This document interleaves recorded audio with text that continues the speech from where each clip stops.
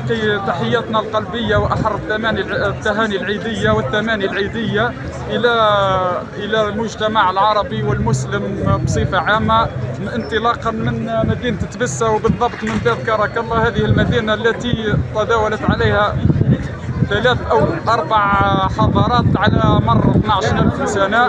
نقول لكم إن شاء الله صحة عيدكم وعيدكم مبارك وكل عام وأنتم بخير، طبتم وطاب ممشاكم وتبوأتم من الجنة مقعدا.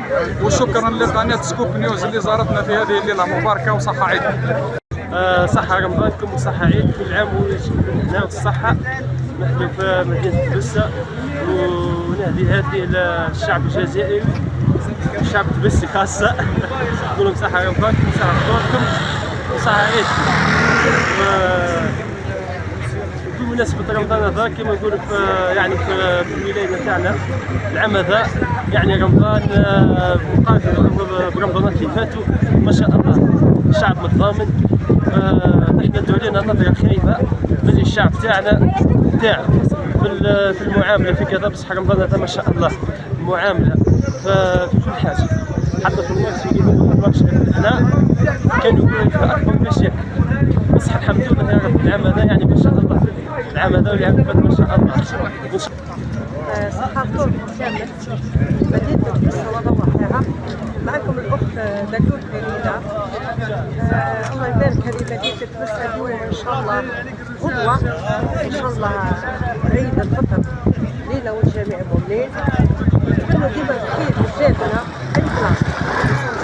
هاي بلاصة مليانة بالتوفيق والنجاح. عيد سعيد ليكم والجميع مؤمنين بما بديت تبسة وضواحيها. نتقدم لكم من هذا المنبر من ولاية تبسة مقابل صورة تبسة، وأتقدم بالشكر إلى سكوب نيوز لأنها زارتنا في هذه الليلة المباركة. وأقول للشعب الجزائري صحة عيدكم وصحة رمضانكم وشكرا لكم وتهلاو.